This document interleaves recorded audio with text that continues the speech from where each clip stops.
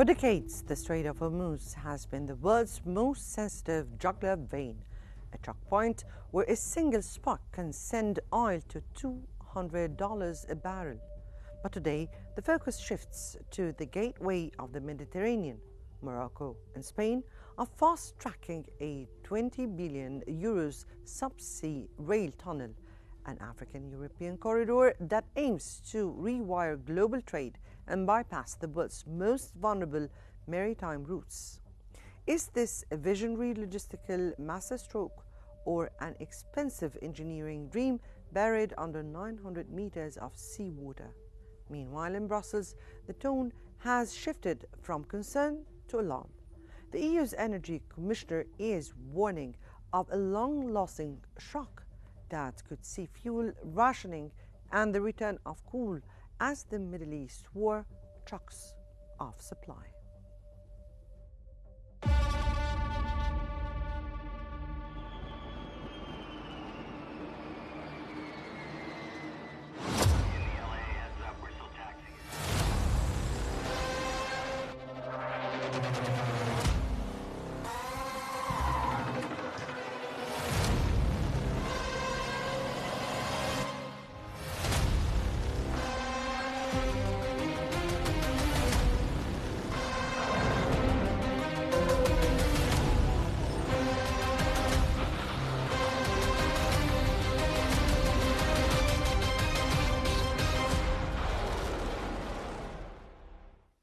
The Strait of Gibraltar is the only natural link between the Atlantic and the Mediterranean, seeing 300 vessels daily.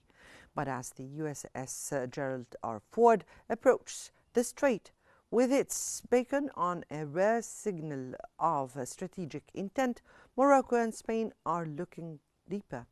A 42-kilometer tunnel, 27 of it underwater, could link Tangier to Cadiz in just 30 minutes. With Africa becoming a rare earth powerhouse and India entering the race against China for African minerals, this tunnel isn't just about rail, it's about a new global supply chain that doesn't rely on the Persian trap.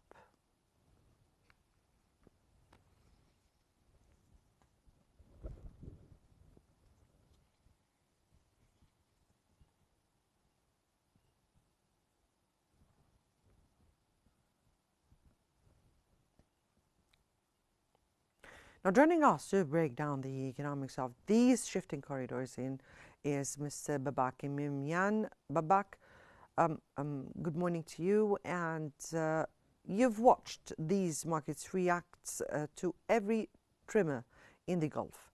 Is the world finally building its way out of choke points diplomacy? Good morning to you. Well, we've seen these disruptions and we have seen overreactions. First of all, there is no shortage of oil supply. It's just rerouting the supplies. And that is the real disruption. Otherwise, there's plenty of oil supply. There is actually an oil glut. It's just instead of purchasing from countries in the Gulf, in the Persian Gulf, maybe countries now have to start purchasing from other countries. And for example, for the European... Other countries like who? United States. United States is now the greatest... So you mean here that the United States would become the sole provider for energy? Is what you mean here?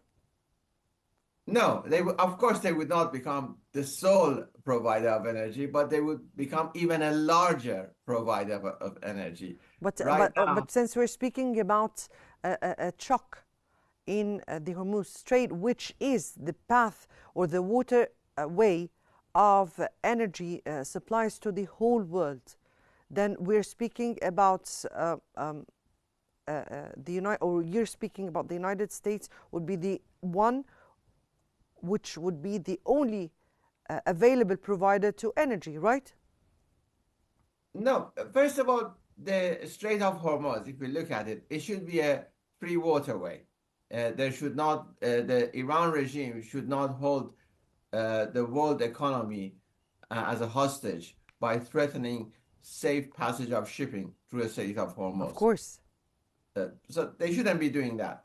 And that's an exceptional uh, uh, circumstances, because if you look at all the straits around the world, whether Gibraltar, which you were mentioning, Bosphorus, Panama Canal, Malacca, whatever, these countries, no countries threatens the safety of shipping through these straits. Right, Because but the most Strait of countries, Hormuz was open before the war, right, Mr. Babak? it was open, but then Iran regime is not a normal regime. It is not a regime which is dedicated to international trade or economic development. It's a regime which for the last 47 years, its ideology has been death and destruction. You've never seen this regime do anything positive except destruction. Anything they've done has been destruction. And right now, they want to destroy the world economy. That's their goal. And they But are but attacking their but neighboring but countries. this time, Mr. Babak, we're not speaking about Iran was the one that started the attacks. We're speaking about uh, um, uh, a war that has been launched and then reactions that were made, unfavorable reactions definitely from the Iranian side, since it is hitting um, on areas where it should not be the one to have the retaliation, but we're speaking about circumstances that the world is being put in right now.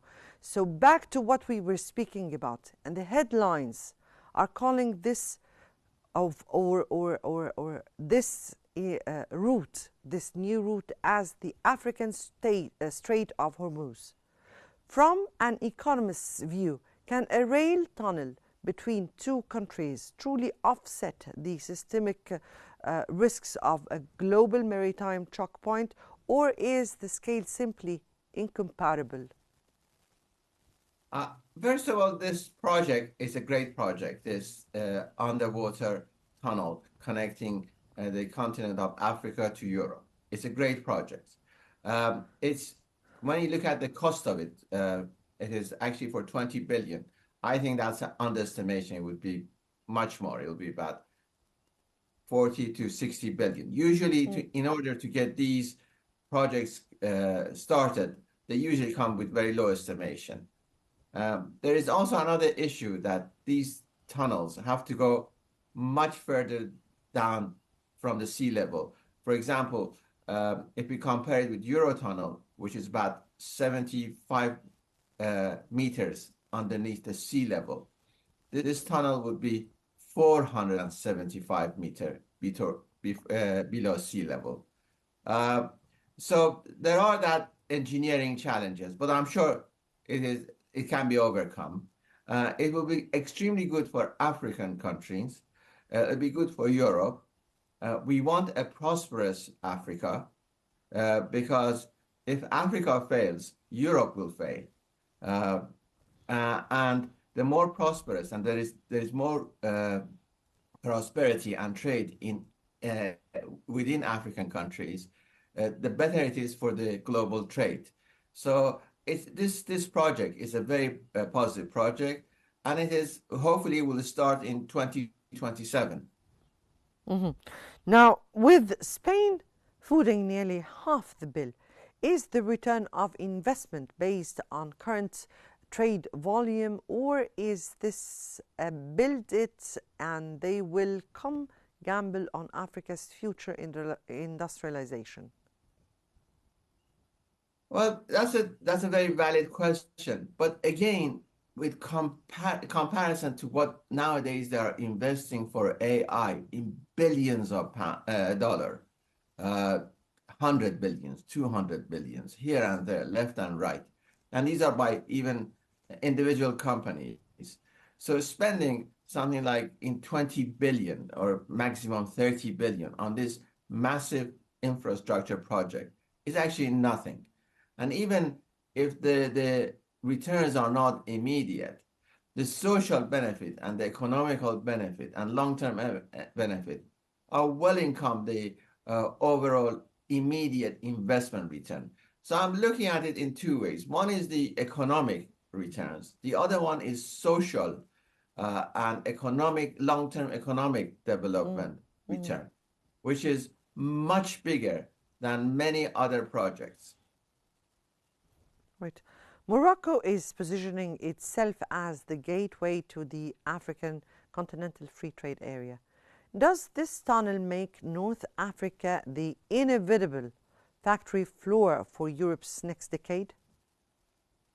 But two things will help Africa more. One is actually the sports, the sporting events in Africa, which gives it a unique identity. And also it gives it more prominence, like the African football tournaments. It's fantastic. It's fantastic. It gives them a different perspective to the world. The other thing is Morocco and Egypt. There are two northern African countries who are on both sides of the North Africa and with South Africa as another country, and then Nigeria and Kenya. These countries play pivotal role in development of Africa. And the only question is why Africa is not more prosperous. It has everything. It has good people, lots of natural resources, great weather. It's just, I think it just needs that political will and strategical planning. Mhm. Now, India and China were flooding Africa with investments, indefinitely, rice for mineral rights. So, does a direct rail link to Europe change the leverage African nations have in such negotiations? Well, I'm going to say something which is, I don't want anybody to interpret it as something wrong. But if you look at the Chinese, for example, whatever infrastructure development they have in China themselves, they always have European or Western management as a joint venture because they know that the Europeans or Americans are excellent at management and strategical planning, while most other countries are excellent as workforce and excellent in education, but when it comes to management and to strategical planning, they have weaknesses. So it is very interesting. The Chinese, when they have their own infrastructure in planning, they get the Europeans involved, they get the Americans involved. When they go to Africa, they adopt their own way of managerial, which is mostly has failed. Uh, and it is interesting. Of course, this is from your own perspective, right? Yes, it is from my own perspective, and it Mm. is from my own experience. Yes, but I would give you also evidence. I mean, even what I've read also when um, the Chinese wanted to invest in Saudi Arabia, the Saudis insisted that the management, it has to be a joint venture with Europeans. So the management side of it and the inspection side of it and the quality control side of it would be done by the Europeans or the Americans. So again, this was not the answer of the question, by the way. We were speaking about China and India flooding Africa with investments. So would such a route give a kind of leverage to African countries in such negotiations?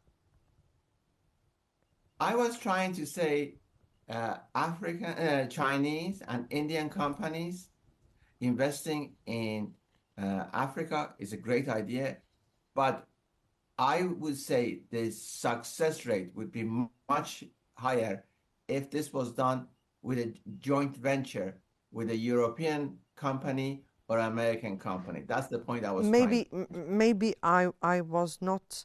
Uh, um, Maybe I did not No, interpret. no, no, no, Maybe I did no. not It's deliver my the fault. question in the I proper wasn't way. What I explaining mean myself. here is this route that will be or pipelines or underway pipelines that are to be built. That would make a kind of direct route between the North African countries and Europe. So, uh, would that give a kind of leverage for African countries in dealing or in negotiating investments with China and India? This is what I meant. Am I delivering what I mean here Yeah, right? yes. Mm. Uh, uh, it, I I agree with you that Africa has been neglected by Europeans in terms of investment and by the Americans. And it's mostly because they don't see large trade with Africa, but they don't think long term about it. And there are there's short termism because it's United States and uh, Europe is market driven. So when it is market driven, you look for immediate profit. While places like Africa, you have to have a uh, longer vision for it, longer planning for it. And the market is not usually for that long-term planning, like 40, 50, 60 years. The maximum they would go is 20 years or 25 years. Uh, so you need some government backing. And if the Europeans were more visionary, and if the Americans were more visionary in terms of Africa, then the whole scenario would be different. Um, right, turning to another question, and the USS Gerald R. Ford recently activated its tracking beacon in the strait. Does the increased militarization of the Gibraltar corridor make it a safer bet for trade, or just another target in the wider conflict? Well, the other question would be why there is not more, military or security in shipping around the world. Why there's this presumption that the waterways are safe automatically.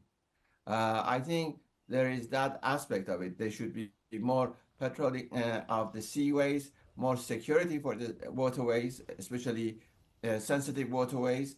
And it doesn't cost much. It will just But sir, all waterways are becoming sensitive, and they are very vulnerable. We're speaking here about the sending from the far west to the far east. So they are using all waterways. So we're speaking about uh, carriers, air carriers, coming to the Mediterranean, coming to the Red Sea, and we're speaking about a war that we don't know when it will be ending. So we are speaking about very vulnerable waterways. This is why we were speaking about the increased militarization in corridors like the Gibraltar corridors, and whether it would be safe for trade, or just another target to the wider conflict, because there is a conflict, an ongoing conflict that is unfortunately putting the whole world in jeopardy. well, I go back to the first argument that majority or most or all countries except the Iran regime are dedicated to trade, international trade, and economic development. Iran regime is not a normal country. It is actually abnormal because it has a different ideology to the rest of all other countries. So all other countries want free waterways for safe trade and increased trade, peace and prosperity.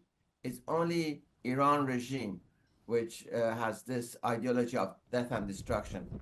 So this issue of But the sir, yes, balance, we have seen Iran carry out with very difficult, with the worst action, and of course, um, this is unacceptable at all. But I'm sorry, isn't Israel hitting or making strikes against the Gaza Strip, the West Bank, the Lebanon, now on Iran? Isn't the United States was the one who initiated the war on Iran this time, despite that President Trump was speaking about negotiations, pre-negotiations on its nuclear activity?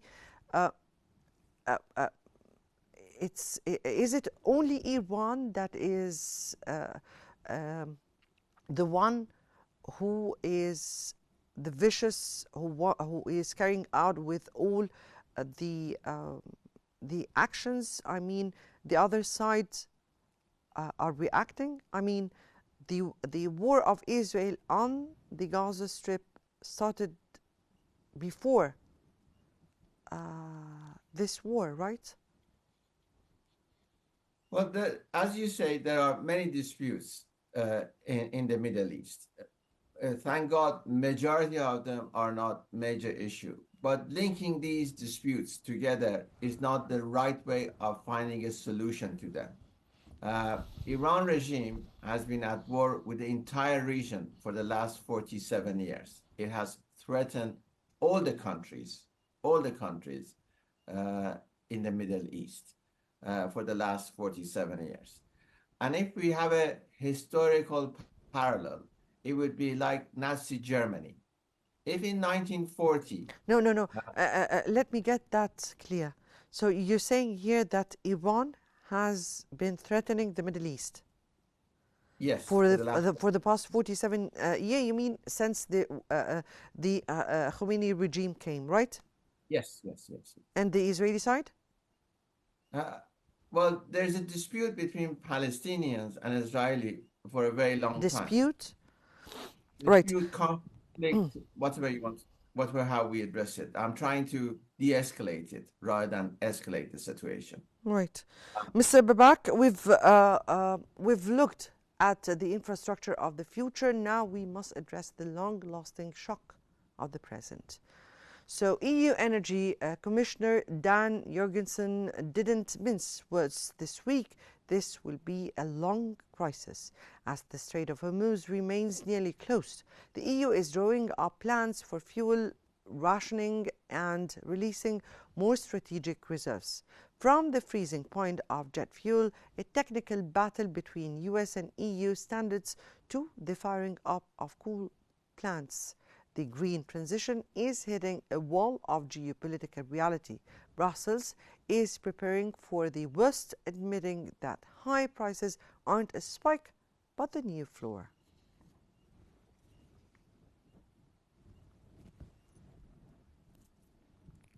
So, so Right. is it? Yeah. Right, still with you, Mr. Babak, and Jorgensen says this shock is structural, not temporary. As an analyst, what does a permanent energy price hike do to the EU's industrial competitiveness against the US and China? Well, this energy crisis that the Europeans say we are facing, they've had that energy crisis much longer because they are dedicated to net zero green policy, which has made the average price of energy 4 times higher than the average energy in United States. I think the sooner they drop that green policy, that net zero green policy, and concentrate on uh, fossil fuel and also cheap energy, then they would improve the economy, the European economy. The European economy has suffered from lack of no energy policy by Europeans. They have no energy policy. They have no economic policy. They have no geopolitical policy. And all they do is they have conferences. For example, about the Strait of Hormuz, they had a conference yesterday of 40 countries. Yes. What came out of it? Sanctioning Iran. And you think, how can you force Iran to not threaten the Strait of Hormuz by sanctions, by paperwork? It's like taking a knife to a gunfight. I mean, that's the attitude of Europeans. It's so unrealistic, their approach to geopolitics. Uh, and they have now two options. One option is to buy from Americans, as we discussed before. The second option is secure, safe shipping through the Strait of Hormuz. But they don't want to allocate resources to that. They don't want to send their military forces there, as President Macron has said. So I think the only options left for them is to buy from the Americans. Mhm. Of course, this is your own perspective. We haven't seen fuel rationing in Europe on this scale in decades.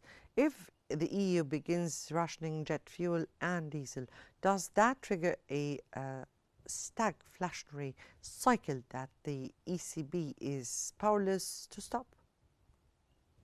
Well, again, I say there is no shortage of fuel, so there is no need for rationing.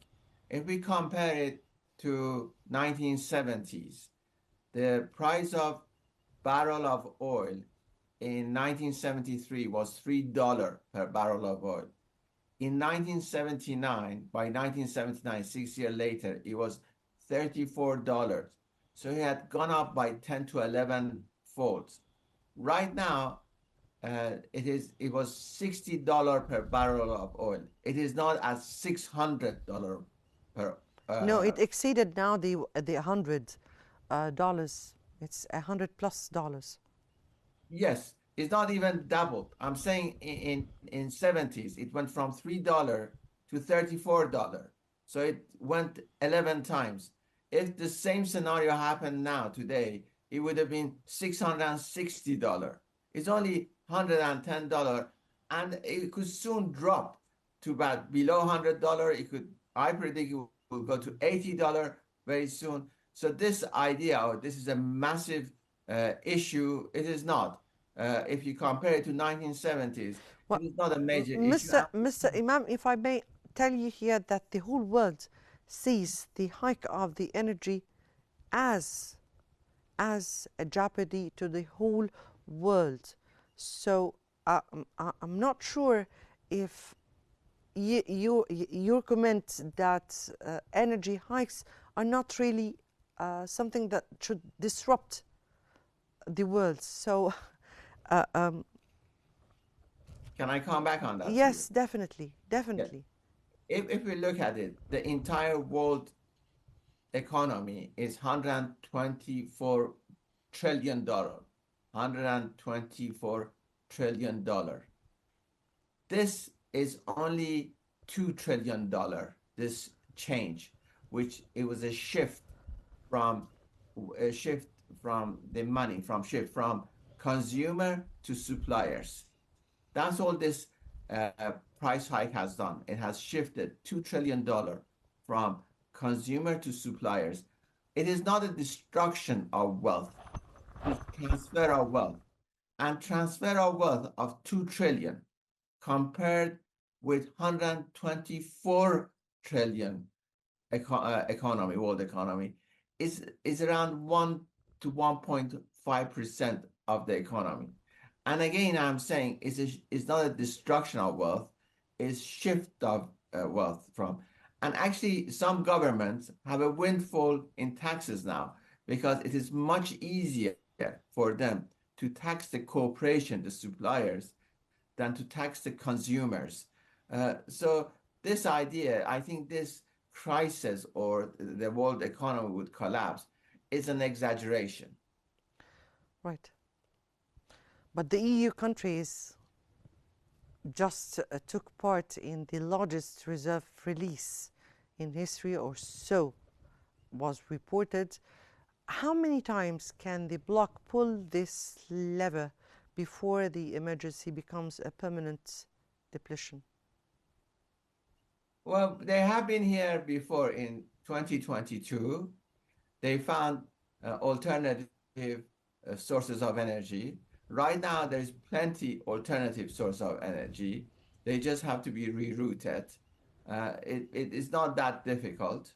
Again, I go back. United States now is the greatest supplier of energy, and it can easily provide supply energy to Europeans. So there is no shortage of supply. It's just the rerouting and recontracting, which is the disruption. Some people will lose money in the rerouting. Some people will lose money in the recontracting. On the other hand, some people will gain and will make new money by new routes and new contracts. New contracts with the United States, because they will have to change all their And Russia. supplies, right? Two countries are benefiting, United States and Russia. Getting to Russia. And Jorgensen says that there will be no change to ending Russian LNG imports this year. We're speaking here about the gas. So is it economically suicidal to cut off Russian gas while the Middle East is on fire? Or is the political cost of keeping it too high? Well, it is, to understand European geopolitical strategy is very difficult. On one hand, when it comes to Russia, they are very Churchillian. They want to have a forever war with Russia. When it comes to Iran regime, which is a great nuclear threat, I mean, if Iran regime obtains nuclear weapon, they become unstoppable. It's like Nazi Germany. If they obtained nuclear weapon, they would have been unstoppable. Same thing here.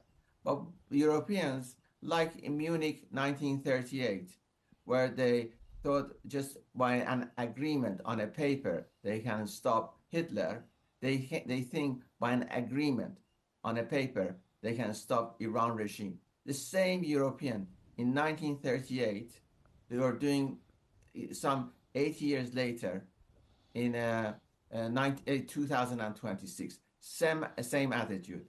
If my grandfather was alive, he would have been choked seeing the same thing that he was disagreeing in 1938.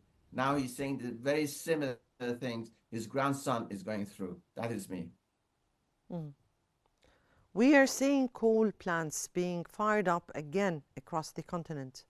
Does the Middle East war represent the death of the Green Deal or just a very dark detour? This Green Deal is an exaggeration. It is not, the renewable will never, I shouldn't say never, for a very long time, it would not replace fossil fuel. Fossil fuel started to take hold in 1920s, and it's taken 100 years for us to get here. In order to dismantle fossil fuel, it would take maybe 60, 70, even 100 years. But let me again give you a historical comparison. When in 1913, Winston Churchill, he was head of the British Navy, Admiralty, when he switched all the naval ships from coal to oil, people said this is the end of coal. Coal is dead. Yet, over 100 years later, more than 100 years, 113 years later, we still, as you mentioned, we have coal-fired power plants. We have coal-fired, still works. So, the prediction in 1913 that this is the end of coal, it was just, again, another one of those wrong predictions.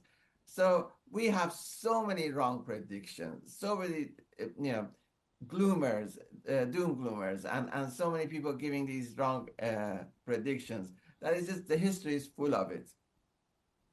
Right, Mr. Babak Emimian, we thank you so much for your economic insights and for the analysis. And as we pivot from the energy corridors of the future to the breaking news of the present, I'm joined now by Hala Al-Hamalawi for the top stories of the day. Hala. Thank you so much, Mona.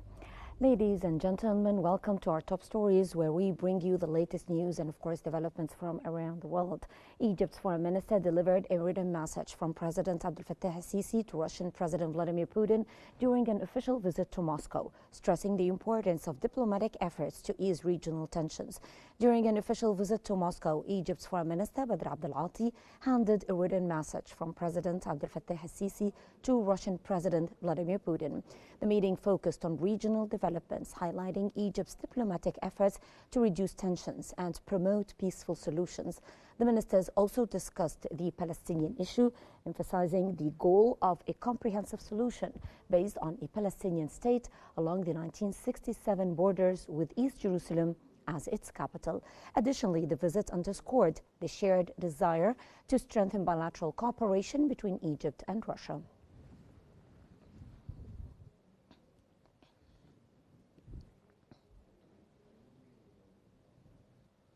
Israel's health ministry reported 148 people were hospitalized in the past 24 hours following rocket attacks from Iran and Hezbollah.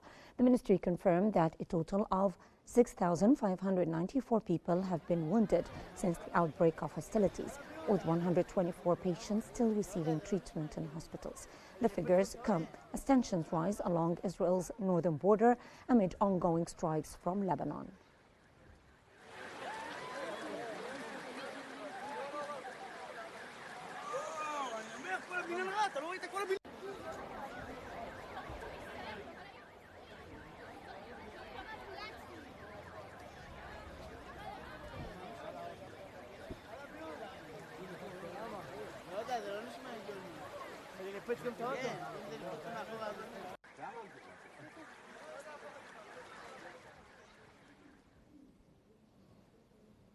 The UAE Defense Ministry said that its air defenses intercepted missile and drone attacks coming from Iran. According to the ministry, these sounds reported in various areas resulted from the interception of ballistic missiles, cruise missiles and drones.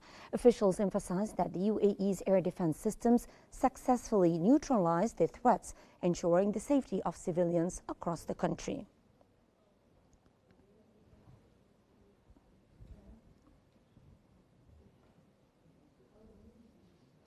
Iran's Revolutionary Guard said that it targeted a U.S. F-35 fighter jet over central Iran using advanced air defense systems. According to Iran's official IRNA news agency, the strike was carried out by the Aerospace Force of the Revolutionary Guard. The Central Military Command said that the F-35 was hit mid-air, causing a violent explosion and crash. Reports suggested the likelihood of the pilot surviving is low, though U.S. officials have not yet confirmed the incident.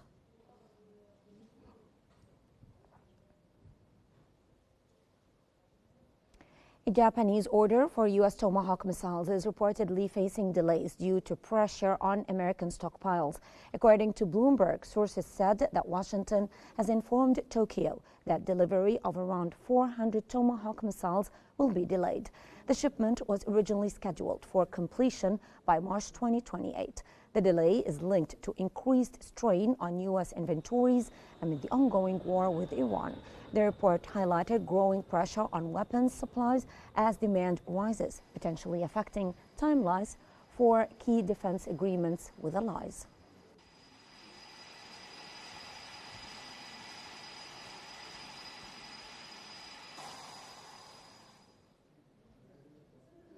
The UN Security Council delayed a vote on a Bahrain-drafted resolution on protecting commercial shipping in the Strait of Hormuz, now set for Saturday. The United Nations said that Friday's scheduled vote will not take place, according to a revised Security Council program.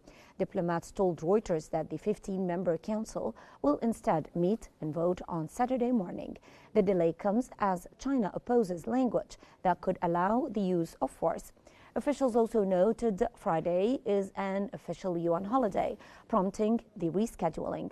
The draft resolution focuses on safeguarding commercial navigation in and around the Strait of Hormuz.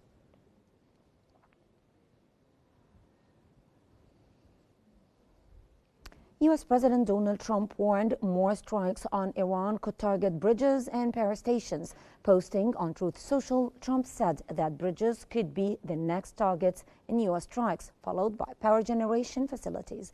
He added that the U.S. military has not yet begun destroying what remains of Iran's capabilities. Trump also said that Iran's new leadership knows what must be done, urging swift and urgent action.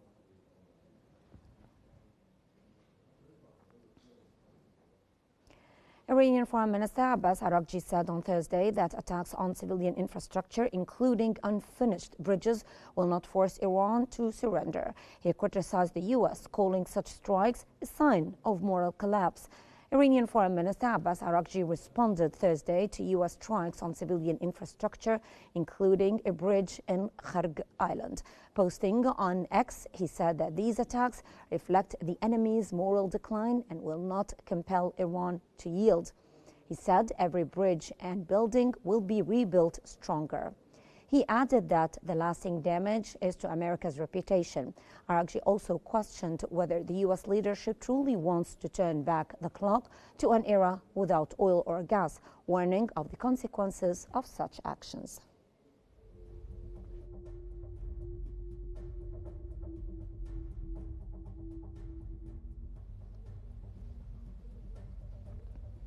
Well, that's all for now. Stay with us for continued updates, expert analysis, and the latest developments right here on Q News. I'm Helen Hamalawi. Thank you so much for watching.